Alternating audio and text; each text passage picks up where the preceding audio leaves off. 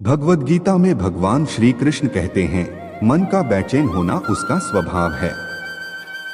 हमारे मन को लगता है कि अगर वह अलग अलग बातों के बारे में सोचता रहेगा तो हमें आने वाली हर मुश्किल और मुसीबत से बचा लेगा, पर ऐसा होता नहीं है।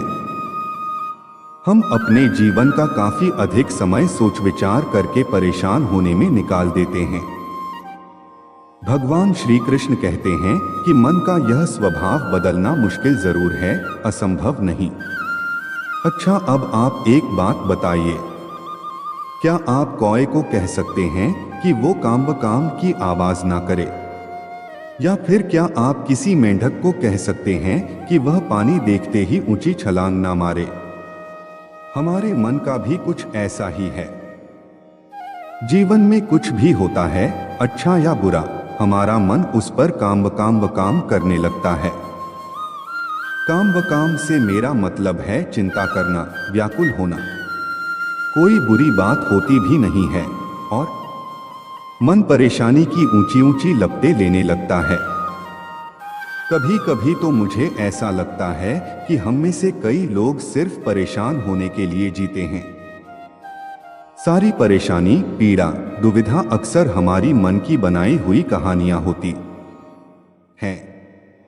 भगवान श्री कृष्ण हमें हमारे मन को शांत और स्थिर करने के लिए दो उपाय देते हैं।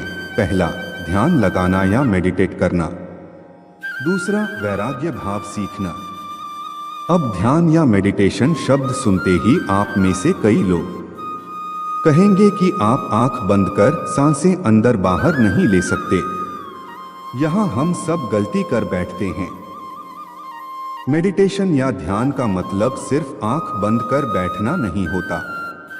मेडिटेशन का मतलब होता है अपना पूरा ध्यान किसी चीज पर लगाना और उसे हटने नहीं देना।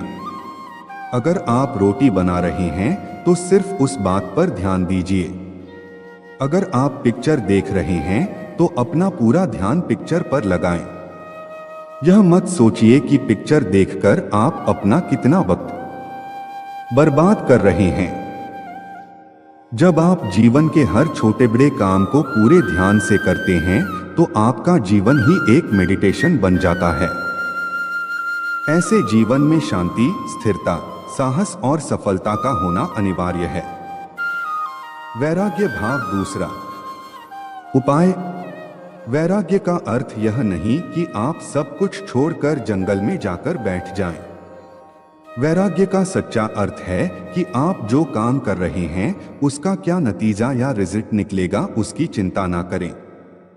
जैसे अगर आपने कोई इंटरव्यू दिया, आप यह कर सकते हैं कि पूरे मन से तैयारी करें और अपना बेस्ट देकर आ जाएं। वह नौकरी मिलना या ना मिलना आपके हाथ में नहीं है। इस नतीजे के पीछे अलग अलग चीजें हैं जो आपके बिल्कुल कंट्रोल में नहीं। तो जिस चीज के बारे में आप कुछ कर नहीं सकते उसके बारे में चिंता भी ना करें। यही वैराग्य का सच्चा मतलब होता है।